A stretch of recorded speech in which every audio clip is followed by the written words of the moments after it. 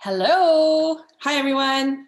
Let us know if you can see us and if you can hear us okay in the chat on the right-hand side. Welcome, everybody. Just give us a thumbs up. Let us know where you're tuning in from. Yes, hello. Okay, I'm going to go like that. I'll keep it on speaker view. All right, so in the chat, just type, let us know where you're watching from and just make sure that you can see and hear us okay. So we're gonna be staying on camera with Joella for the course of the interview. So for the best experience, I've typed it in here. In the top right corner of your screen, click view and choose speaker view. And then it's not gonna be a whole bunch of little tiles for you of blank screens. So I think that should be good. Give me a thumbs up. Where are you guys watching from? Okay, Anne from Mayo. Oh, you're probably just down the street.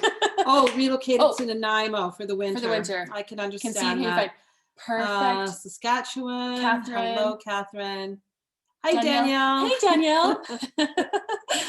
Perfect. Okay, so we'll start where we want to introduce Joella and then we'll bring her on screen. So we were just chatting with her and she's really excited and we're excited. Yes, and Joella was one of the first ladies that we interviewed in the first set, and she's such a great storyteller. Aaron and I were just like leaned in, listening to her, and we had lots of laughs.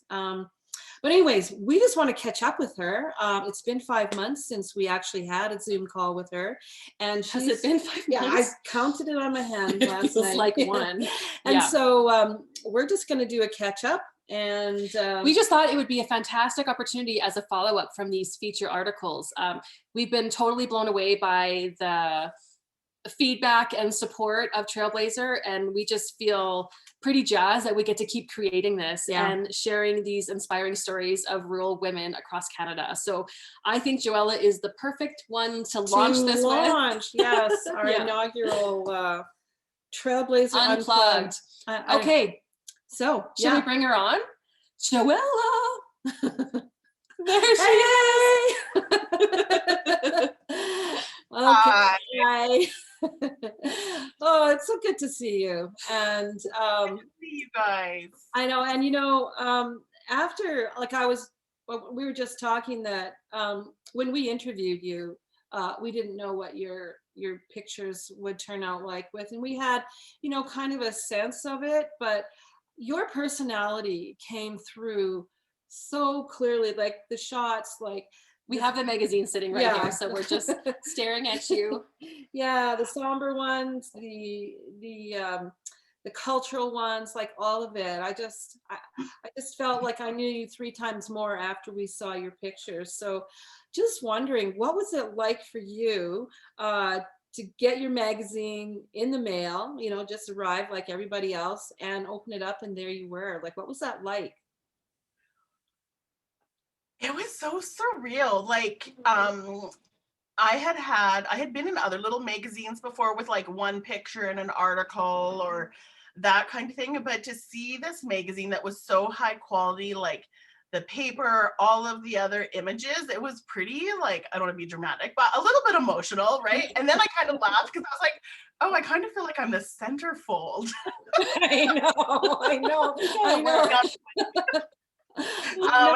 was like, well, you're not quite the centerfold, but you're close to the middle or whatever. So it's pretty well. And it's kind of crazy to see your face and like just, I don't know, taking up that much space, I guess, right? Like such an honor. And really like, as you go through all of the pages, and I kind of saved the magazine, like I looked at it and then I saved it for like a time where I could hunker down with my coffee and kind of read through all the, like look at all the images and read all of the other articles. And it was, it's pretty emotional, I guess, because everybody is just, wow.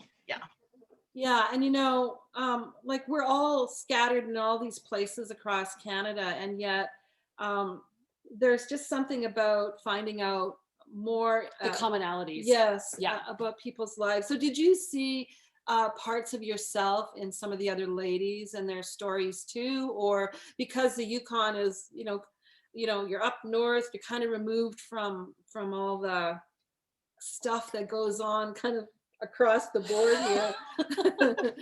Well, it's funny. I think actually different. And I was laughing because I was telling another friend, I said, I said, I want to be a cowgirl, like looking at, I think it was Cattle Kate, like the leather work and like all the images of like prairies and different landscapes across Canada.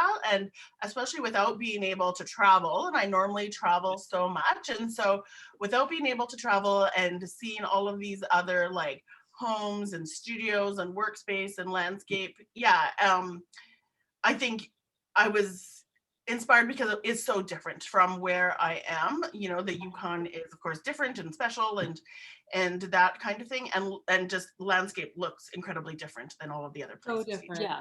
And how remote can look so different across Canada. And I think we really wanted to drive that home, like from the East Coast to the West Coast to up north. It's so different. Okay, I just want to say to everyone watching, if you've got questions for Joella as we're talking, just type them in the chat and one of us will catch them and make sure that we don't miss it.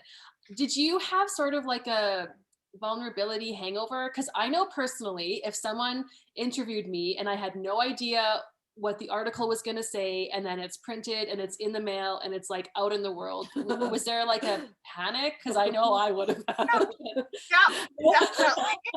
I would say panic with the images too, but I had trust in Jenny because she does incredible work. But you're always super nervous to see the images and the writing. But truthfully, like I had such a good vibe from you guys and the interview that I trusted it because, there's, people can take your story and change it to suit their needs and that and whatever story they're trying to tell. And I think that happens a lot to Indigenous people. We have a long history of our information and knowledge and stories being retold in a different way. So absolutely, it makes me nervous.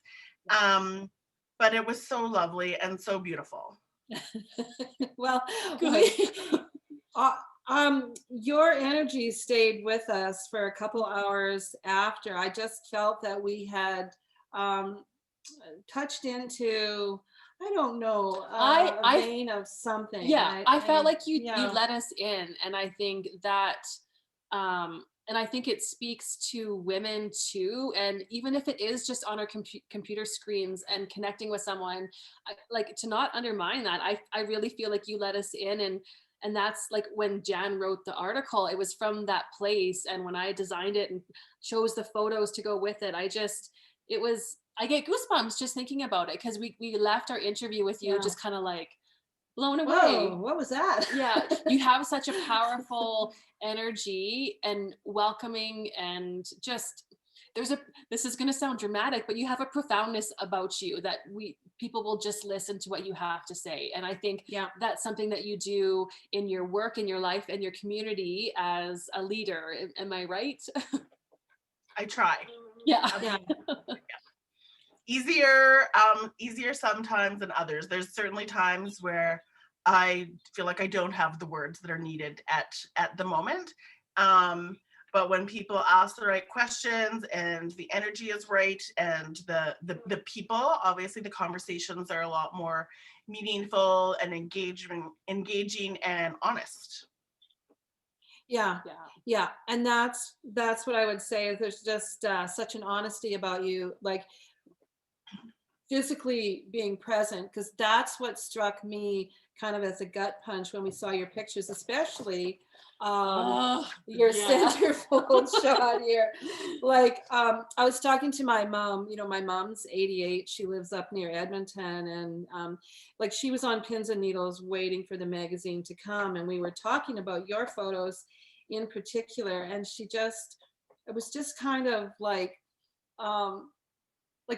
she just couldn't say enough about it. And I that's the part that I find so cool, is that photographs can lead us a doorway into people. And even though in this photograph your eyes are closed, there's a powerful impact to me about kind of like the dreaming and all of that. And when we had talked about cultural things with you, Yeah, I'm in love with you. Like I just not in that way, but just you struck a chord with respect, me. yeah. A real deep respect. Yeah. And I really appreciate like your position within the community and wanting to do things and give back. So do you have any new initiatives going on now, or uh, is it quiet and it's winter and it's COVID, or what's that look like in Mayo right now?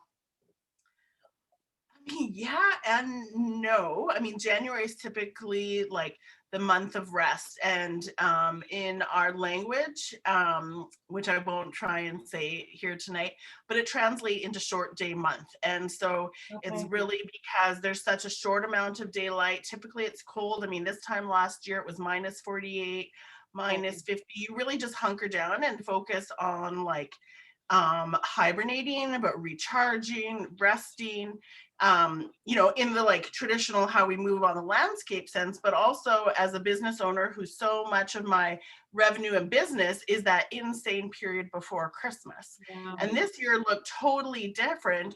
And so, you know, I feel like in a way, like the year has been crazy, but didn't need the same rest recharge in January because it's like we've been home this whole time anyway. I don't need to stay home Yeah. and more actually. Yeah. But what's different this year is that it's so warm out. And so people, I feel like, are outdoors a lot more and sliding and really trying to capture that window of daylight in our Which community.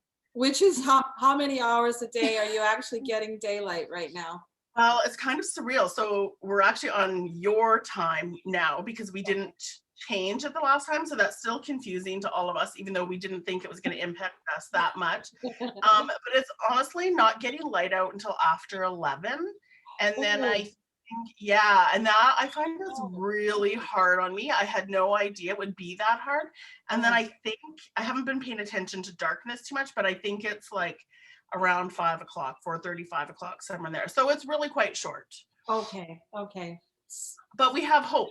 Today was a beautiful sunshiny day. Our community needed sunshine. And so people are out sliding and skating and walking dogs and, trying to get, just that little bit of light during the darkness. Yeah. You would have to. Do you take vitamin D in the I winter? do. Yeah, I do. Yeah.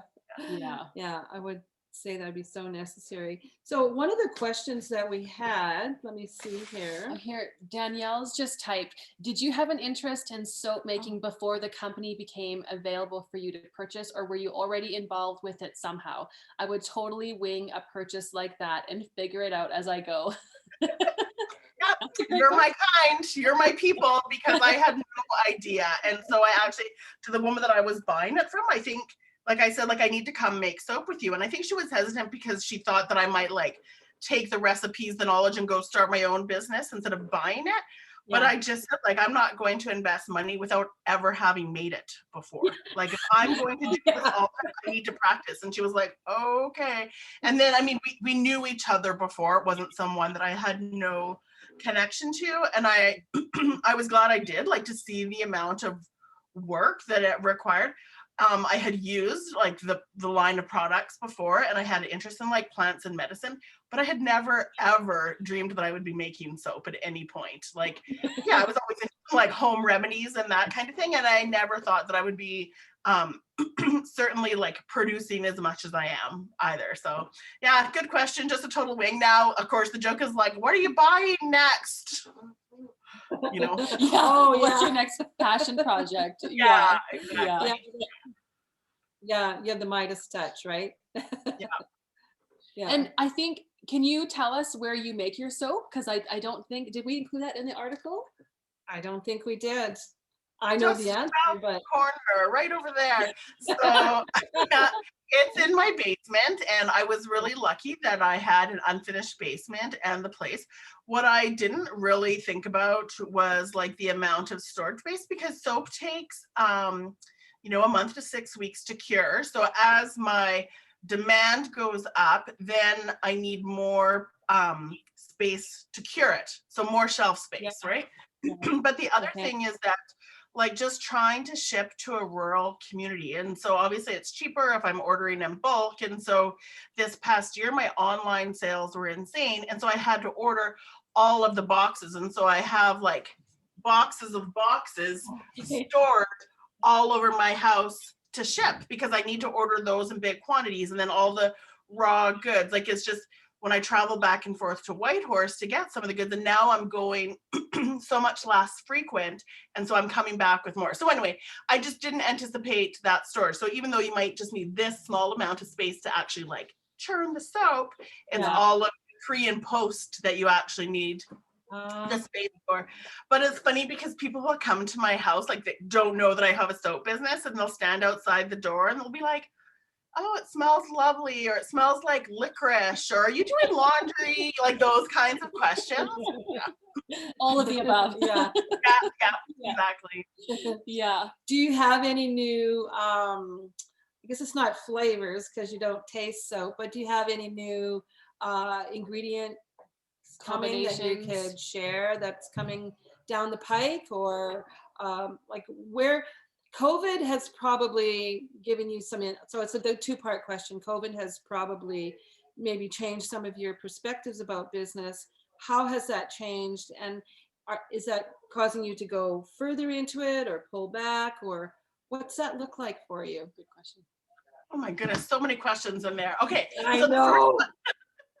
So the first one about flavors is I have been wanting to do, so when I bought the soap business, it was a lot of natural colors and plants from the Yukon, but not as much as I wanted, I guess, right? And with my interest in plants, so I have a new line that I have been working on for the past few years. And every year I'm like, I'm doing that in January, I'm doing that.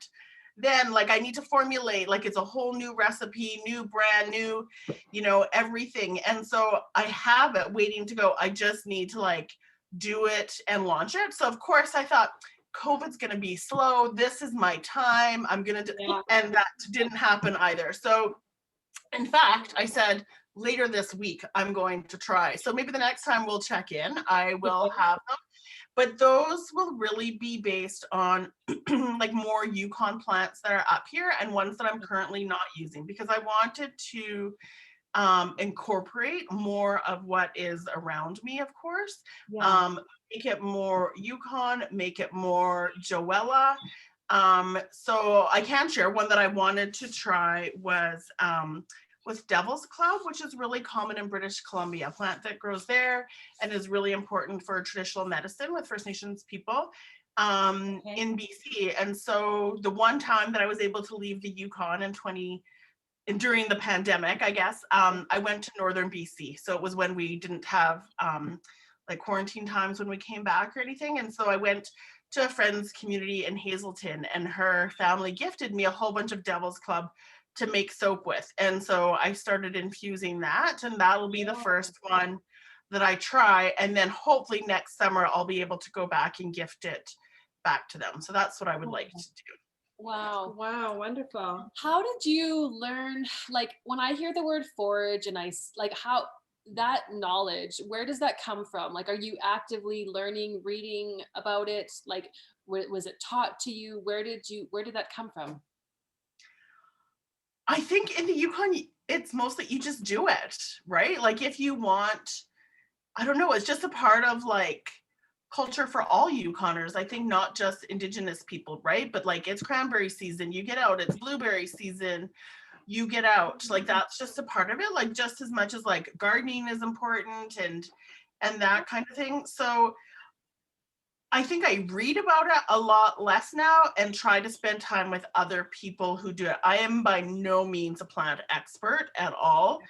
And certainly not like plant medicine. Like I have an interest, but I get asked a lot, and I always try and recommend people, talk to others, but they still often come back to me. And it's true, like I can make, different salves. Like I always have little tins of things here, like arnica ointment, and the other one is a spruce salve that I put on my lips. Like I always am creating things. But I feel like I don't have the expert or knowledge keeper skills to kind of be that kind of resource people. So I guess, yeah. But it's just really by spending time with people on the land. I mean, I'm very, very fortunate that when I moved to this community, was able to and still am able to spend time with elders who have that knowledge, elders and just knowledge keepers who are younger, who learn and practice, and so can go out harvesting with them.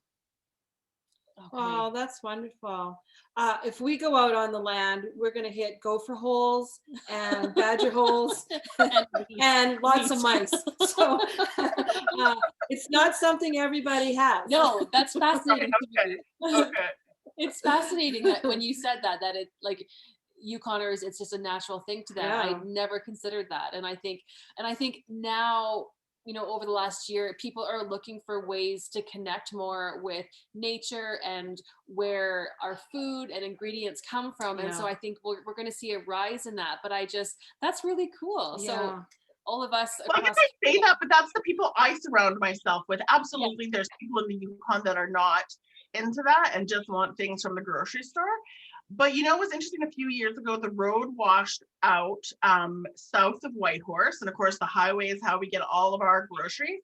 And so, in Whitehorse, the main capital up here and shopping center, people were panicked. People went and bought all the milk and the produce. Like it went insane. In Mayo, we were just like, meh, whatever. We are used to maybe the truck doesn't come in one week and you borrow from your neighbor and you have a freezer full of meat and you have frozen vegetables and you also know how to, you know, rely on what's out there or from your friends who do, kind of thing, right? And so more food security that way, I think. So that was a big eye opener to us too. Yeah. So you're never really feeling alone then, and just that sense of just community. connection. Like we hear Yeah. community so often. I think Mhm. that's amazing. And whenever we would post something about you on Facebook, the amount of shares that your community would share when you shared it, we've never seen that. It was like bees to honey. It was crazy. I know. It would start out like even I think it was yesterday, you know, the morning started off, and then by last night I said to Aaron, there's been over 2,000 reach on Joella's post. And I go, wow. Like, I can imagine how that would yeah, feel, like to yeah. have that much support around you, right? Yeah, So I yeah. So I was gonna say, so how are you staying connected now with this time we're living in where we're supposed to be separate and apart? How are you getting that need met or filled? Do you mean in terms of my business or personally? Well, both. I mean, I know probably like you said, your online was very busy, and so that's a different kind of connection. And there's nothing wrong with that. I mean, or it's just different. But then on the personal side, then how are you staying connected? Because I know your grandma, and I know there's elders in the community that you mentioned that you connect with. How are they doing? How are you doing with that? Yeah, I mean, we have been very lucky. I would say, well, it's not luck at all. Thank you to our health officials who have worked very diligently during the pandemic to ensure that we had very little cases, right? And so without going like too far down that, we had very few cases and none in our community. And so certainly we were one of the communities. I mean, I think people heard of many First Nation communities like kind of trying to block roads and minimize traffic. And we were one of the first ones up here to do that. And just to have a check stop, not saying, no, you can't come in, but like just checking on people and stuff. So, I mean, I think like everywhere, people didn't know what to do at the beginning. Everybody just stayed home. And certainly elders, like all of our elders were given signs like, don't come in, kind of thing. And so that was hard because so much of the work that I do is with elders in the community. And so it had to shift. And so most of my work became on Zoom like the rest of the world and focusing that way.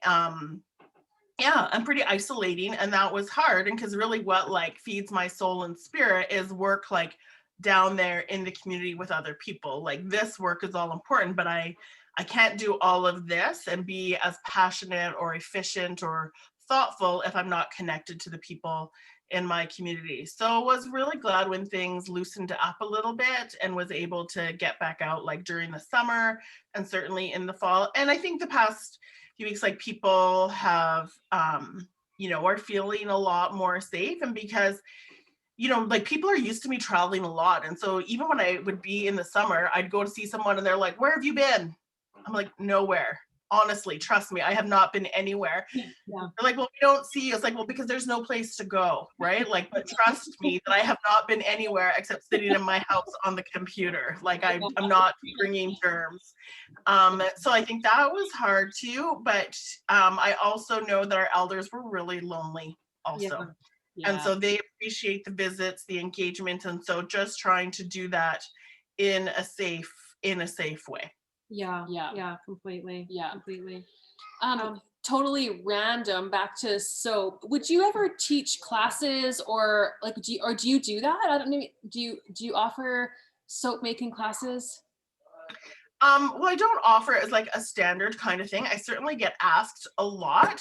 And I say no, but it's not because people are like, "Oh, you don't want to share your recipe," but it's not that at all. It's more like logistically, I find it a little bit hard because of the ingredients, the chemicals, but also the process, right? So that you make it and then the next day you cut it and then it's not safe to use for another month. And so just that timing is a little bit difficult. Yeah. So I've certainly done it, but what I try to do is like other related things. So one of the workshops that I offer to different groups is you can make like a Play-Doh out of soap.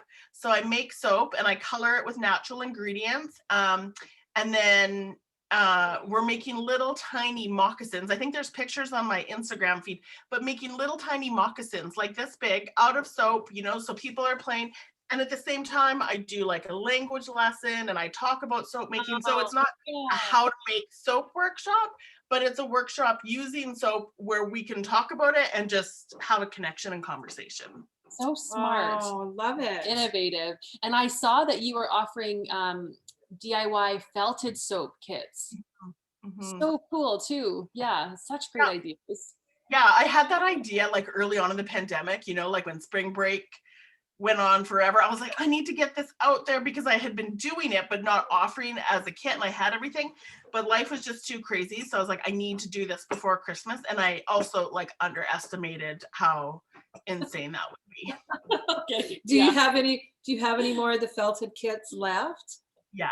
Yeah, you do? Okay. Yeah. So I was able to get more wool and, like just prep a little bit more and be prepared for that because of course people are looking for activities and things to do at home and be crafty and that kind of thing. So, and then, I'll do other workshops where I talk about the plants that I use or we'll do, like other related things, but actually soap making itself is a harder one. Okay. I can understand that now. Yep. I want to just, there's a couple of questions and I wanted to go with one here from Diane. She wanted to know, what is your internal dialogue to keep you motivated? Oh, that's a tough one. There's no easy ones here. Like, get moving. Is that what she means? Like, how do I get myself like down to the soap studio kind of thing? Like, how do I? Just what do you say to yourself to keep yourself motivated and moving forward? I would interpret it that way. What's your inner self-talk? Well, it's so fun. I mean, there's so many things and you probably don't really want to hear most of it. But I think like my like inside joke kind of thing is I keep looking down here because my dog is sleeping right here, but she's like dreaming in her sleep. So she keeps moving and whimpering. So anyway. Doing that. No, but often I say to myself, like, the soap is not going to make itself. Like, you need to go down and make that soap kind of thing, right? Okay. So there's that, because sometimes, I guess I'll just reflect back a little bit that ever since I started, I had this thing where I only make soap when I'm happy. And so that's because if you think about like, and it's a bit airy-fairy, but like the act of cleansing and bathing is like, you're physically washing, but I also believe in like the mental, spiritual part of it. And sometimes that takes 2 seconds because you're in and out or whatever, but you know, with that belief. And so if I'm sad or angry or that kind of thing, I don't make soap because I just want like good love, good vibes going into that soap if people are going to be washing with it. And when I'm mad, sad, angry, that's when I scrub the pots and clean the floors and Okay. do like, obviously there's like a million different tasks that I could be doing, but when I'm actually making soap, I really want to be in like the right mindset there, because there's times where I'm like, I got to get to work, I got to make this soap, and I'm not in the right mind frame, and you know, it doesn't turn out. Oh, so it even, And this is Yeah. why we love Yeah. you. Just so good. So well, good. yeah, it's so authentic that way. Yeah. And I mean, it's be the same with baking, right? If you're or cooking something, if you're angry, yeah, it shows up in the food, right? So Yeah. that's wonderful. I see there's another question here from Danielle. Teaching things like soap making or workshops, do you worry that someone else would become big competition? I want to share some of the things I do, but they're of such proprietary nature and it's big competition, yet you want to share with your community what you do. Oh, So that's a great question. Yeah. It is. And I think like I've certainly um ugh, I mean, there's so much to say about this. One, so a few years back, a new soap maker came on the block in the Yukon, and I was talking to somebody, and her like big picture thing was like, realistically, the more people that are making soap, natural handcrafted products, the better for the world. And I was Okay. like, yeah, that's lovely, but not good for my business, right? Yeah. The flip side is I can't actually keep up to demand, right? And so if somebody else can be out there making it, the less on me. And really, like, there is not enough good options for people. So that's probably a very like soap specific answer or natural body care. So I'm not quite sure what Danielle makes, but certainly like if I do workshops, I don't use my base recipe, right? There are a million soap recipes out there that you're Yeah. able to shift and change it a little bit, but there are millions of soap makers all over the world, which is another reason why I'm always so surprised, because about 50% of my orders come from the US. And so that kind of kills me a little bit because I'm like, why aren't they buying soap from their own soap maker? Why? because you don't live in the US. People buy from people they love, like Yeah. they do. And Danielle, would you be open to sharing what it is you do, or what, I know some of what you do, but what that thing is? Would you, because I think I'm really curious. Yeah, what that would be. Yeah. Mm, Oh, skull cleaning Yes, and okay. carving. Okay. yeah, so So cool. Yeah, that's a hard one because I feel like it is super, super specialized and not very many people doing it, but so needed. If I think like just from like world view of using all parts of the animal for different things. So I guess it's how you're using it in the end. There's so much. I'm just gonna open the chat to see what Yeah, there's so sure. much she said and there's so much Albert- competition. Oh, Yeah, but I guess we all have our own shine on it. yeah.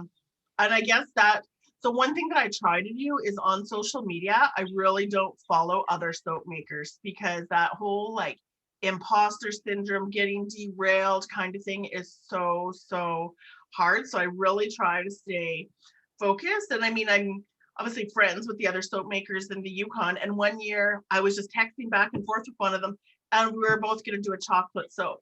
And so we're like, bah, ha, ha, you know, of course we both are at the same time, you know. What's interesting is neither of us do it anymore, right? So I think um, it certainly is an issue, and trying to stay in your own lane. And I think like up here, because of course the community is small, there are times when we overlap with different things and people feel, I mean, even when I changed my business name, it became a little bit of an issue with one of the other like natural body care things. And I don't know, I really just try and I don't know if this is useful for Danielle, but like try stay focused what I'm doing, put my own passion, my own truth in it, and just keep trying to be my best self, and put that into the products and my branding and that kind of thing. But also realizing is like it is really hard these days to come up with anything truly unique. That is so That true. is the truth. Yeah. Yeah. And when we see so many things on social media, you're even inspired subconsciously. You don't even know where you're picking these things up. When you're scrolling, you might just catch a little glimpse, and then it comes to you in a dream, in a thought, in a walk, whatever.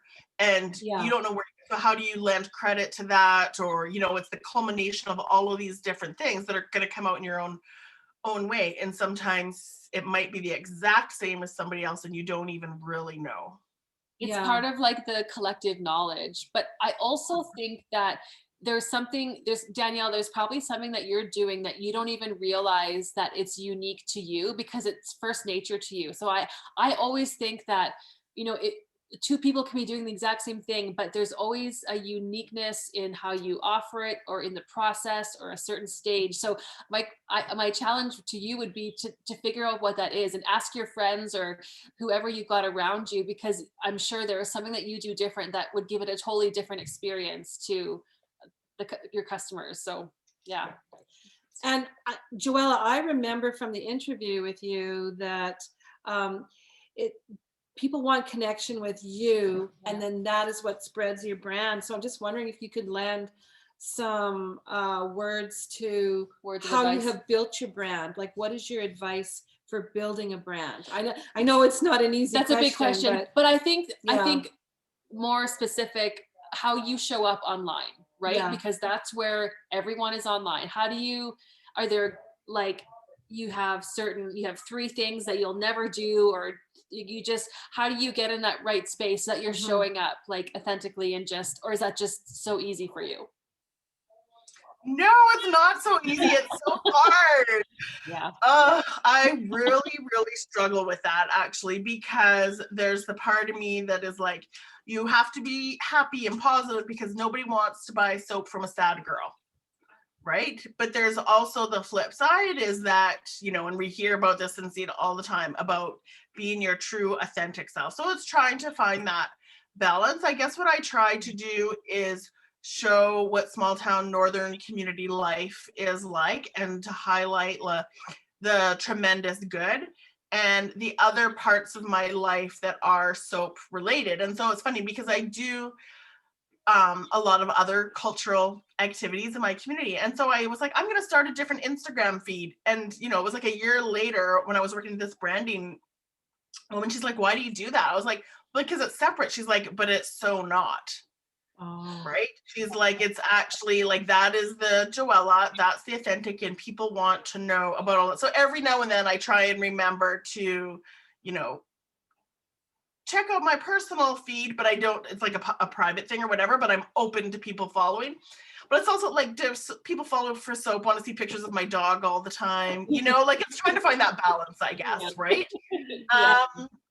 And so, and I really try to not be me, but to amplify the voices of other people in my community, other Indigenous artists, other women in business. Like I'm really just about like helping other women rise and amplifying voices and stories of other people. And so, that detracts the attention from me, but also helps to shed light on other people.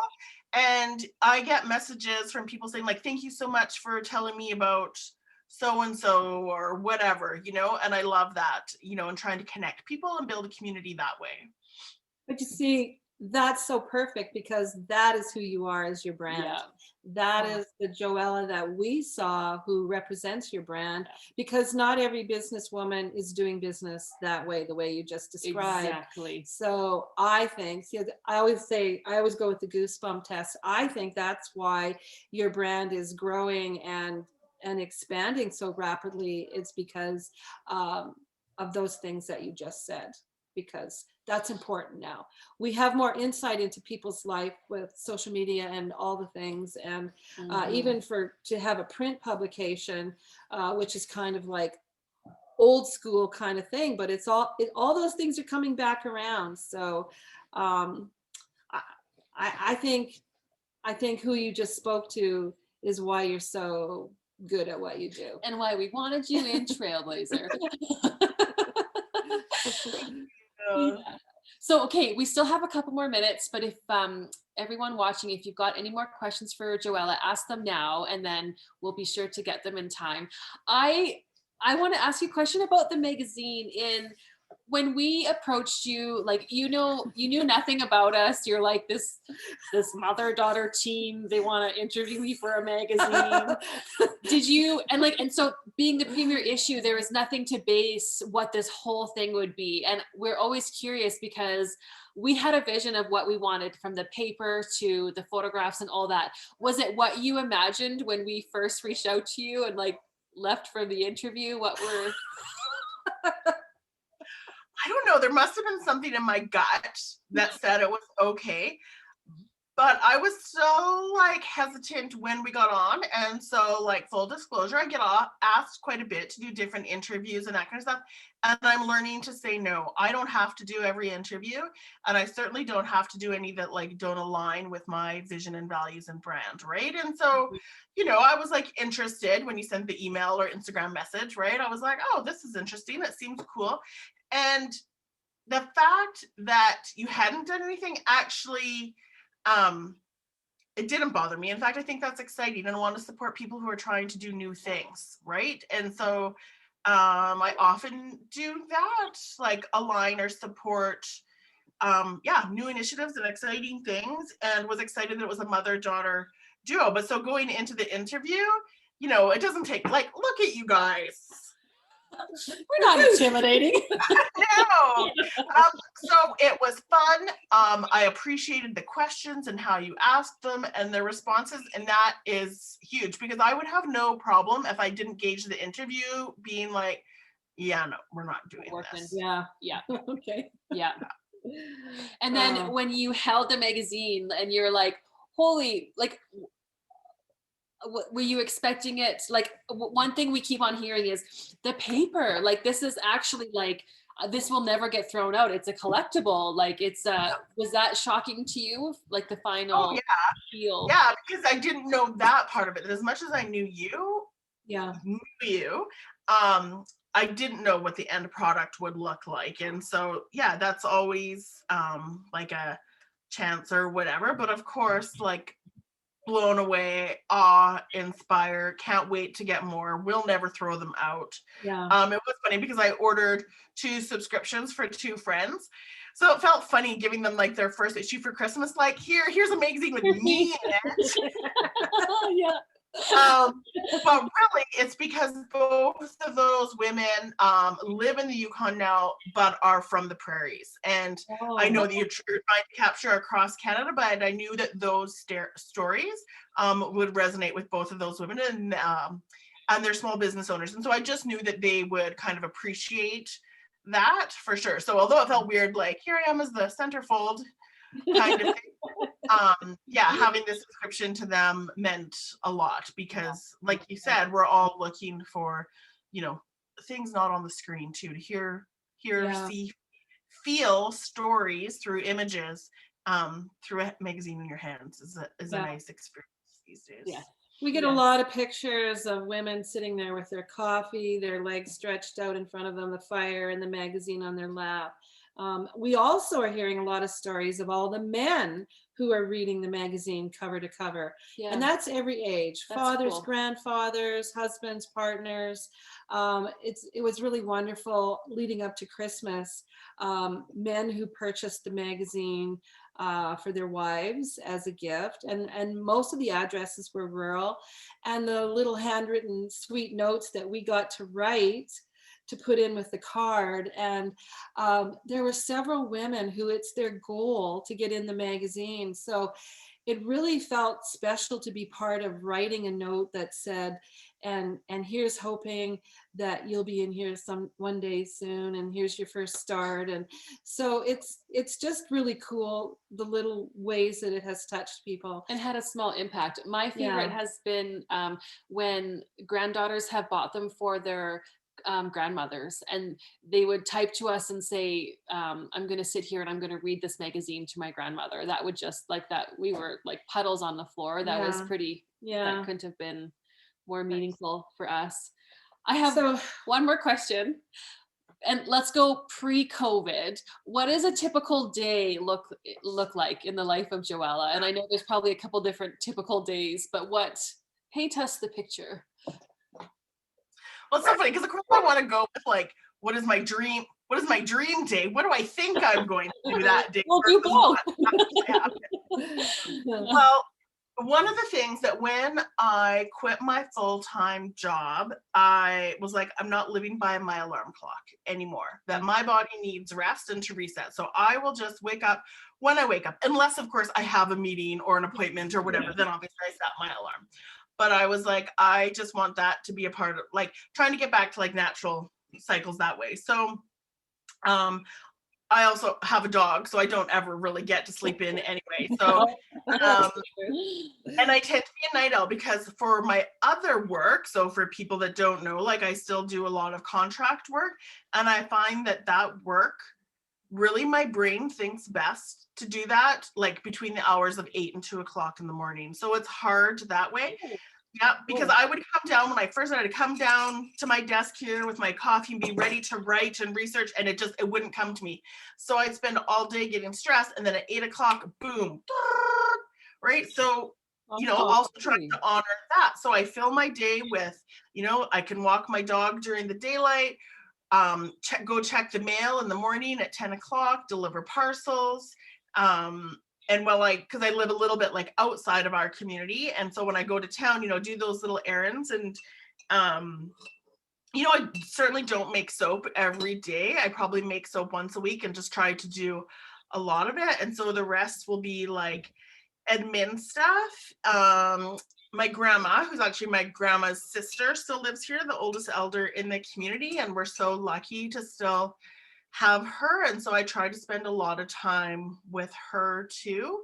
I try to, some of the other work I'm doing right now has to do with like language documentation, and we're actually translating, this is super exciting, for APTN, a hunting show that was filmed in our community or in our traditional territory, but the whole show will be dubbed in our language. And that's like pretty incredible considering we have so few speakers. So I've been working on that all summer and fall. So I go and work with elders and, do that kind of work and try and connect. And then there's certainly other days where I don't leave my house, right? That I'm just working. I try to do still artsy, creative things, things that fill my spirit. Today, I started off by going for a manicure, and then I went and I'm taking a little course on how to tan fish skin. So because we eat a lot of fish up here, and that's a big part of my family's life, like we often just throw the skin out or feed them to dogs or something. But it's how to tan it and turn it into leather. And so I'm actually wearing a pair of earrings. I didn't make them. They come from Labrador. Fish skin moose hair tufting. So I'm learning how to make the leather part in here. So this morning what I was doing was taking the flesh and the scales off of trout and salmon skin, and now it's soaking in black tea, just black tea for the next 3 days. Okay. I know. So I'm always trying to learn and be creative. I wouldn't say that I'm not a sewer, a cross stitcher, but I can do all of those things. And I just like flip through to keep busy, to be creative. And yeah. I'm just, my mind goes to like soap. I'm like, how could you incorporate that in like a strip or something? Like, oh, that'd be so cool. Yeah. Huh. Yeah. Wow. Wow. See, we're just sitting listening again.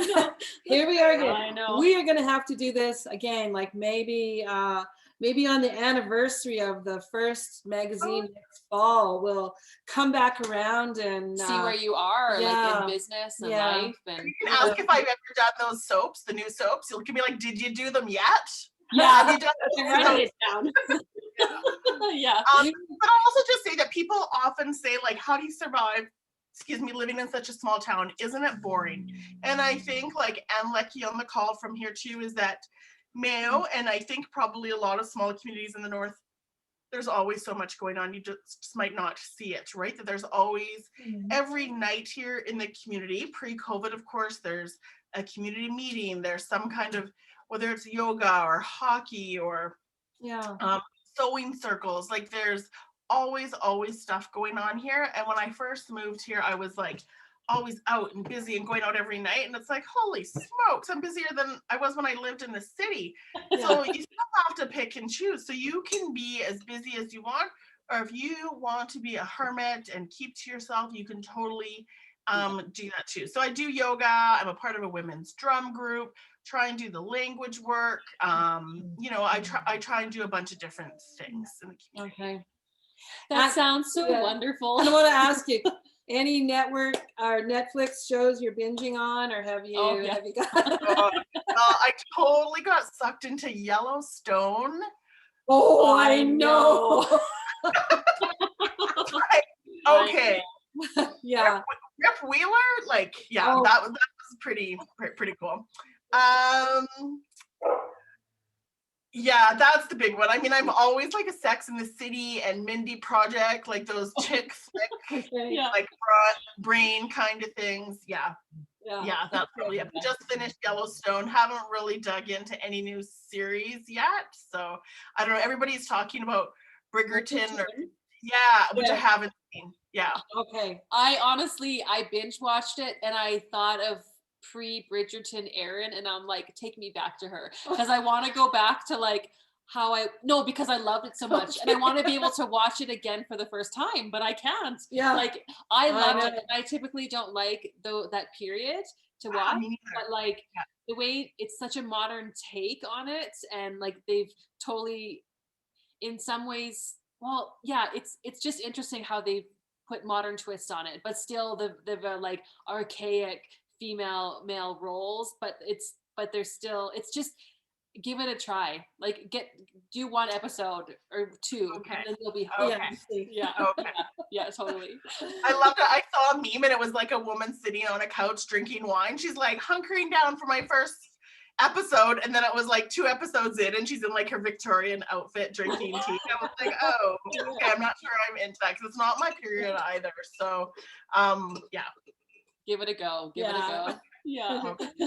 Anyways, Joella, thank you so much for spending the time, and it was just really great to see you again. Like literally see you again, and just sending our best to you. And it's not goodbye. It's see you later. See you online. And appreciate that, and great questions. And yes, so we will say sign off, I guess. Sign off. Yes.